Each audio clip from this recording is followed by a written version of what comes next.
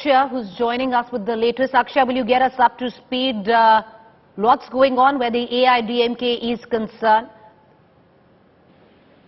Preeti, what we're seeing here at the AIADMK camp is that the Revenue Divisional Officer was here a few moments back, and they had gone inside the OPS office where O Paneerselvam was seated, and they have requested all the leaders and cadres who are there at the AIADMK headquarters to kindly move out.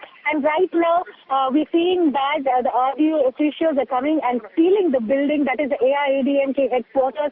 That's a big breaking that is coming from ground right now.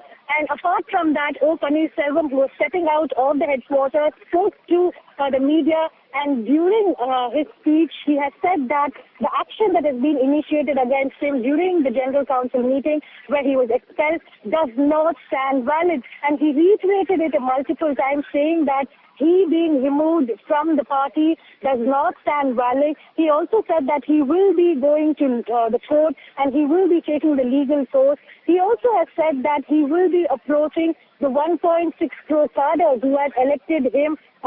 So he said that he will be going to the public and seeking justice. So this is what O Paneerselvam had to say. Meanwhile, at the AIADMK headquarters, we're seeing dramatic scenes where in the officials, the RDO has come in and is setting seal to the building. This is to avoid any kind of untoward incidences or clashes between the EPS-OPS faction. We had earlier today morning seen how the two faction members had resorted to violence. They had pelted stones at one another.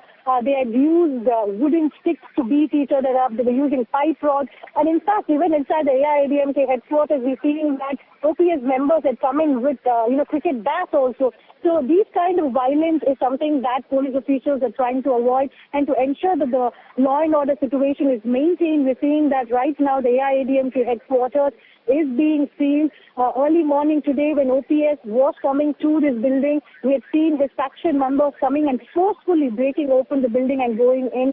So it's a big development. We're seeing in the EPS faction side that the General Council meeting has gone as per their schedule. The Madras High Court gave them the green signal, and also Edappadi Palaniswamy has been elected as the interim General Secretary, and within a period of the next 4 months, a proper General Secretary will be there for the party. So, huge development which is positive for the EPS faction. At the same time, O Paneerselvam, a very close aide of former Chief Minister J. Jayalalitha, faces huge setbacks, Preeti. A setback, yes, but the legacy war right now, Akshay, too early to be settled, one can say that, because he's not going to take it lying down? Well, yes, the legacy war continues because both EPS and OPS are equally claiming to be J. Jayalalitha's political legal heir. While O Paneerselvam harps on the fact that he was nominated to be the Chief Minister thrice for the party when he was, when J. Jayalalitha was facing a legal course of action. It is seen that Edappadi Palaniswamy talks about how he was, one of the earliest followers of Jayalalitha when after the demise of MDR, a faction war had broken out in the party. So both of them are trying to, seek the legacy of J. Jayalalitha, say that, they are the favorable or most fond person within the party. But as that continues, what we will have to currently look at, Preeti, is the kind of ground support that the two leaders are having. Well, most certainly, Edappadi Palaniswamy has reflected the numbers that are on his side. He has more than 2,190 General Council members on his kitty. These are the members who are the deciding factor for most of the activities of the political party. So at least in that front, Edappadi has a huge victory. Meanwhile, O Paneerselvam seems to be losing his stand within the party every passing day. It is only that specific crowd of OPS followers who are supporting him and backing him. And the violence that came out today morning between the two factions are also indicative of how each of the two factions are trying to forcefully get hold of the highest position of power within the party. Preeti.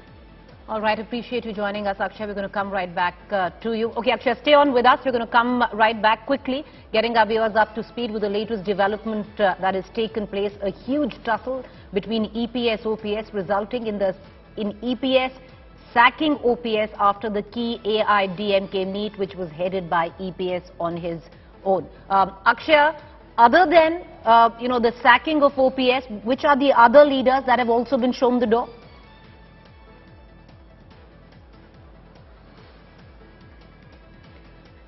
Akshay, can you hear me? Yeah, please repeat your question. Akshay, which are the other leaders that have also been shown the door along with OPS? So what we're seeing here today is that along with O Paneerselvam, JCD Prabhakar, another senior member of the AIADMK, and Vaithilingam, also a very senior member of the party, these two people have been expelled for the anti-party activity for supporting O Paneerselvam.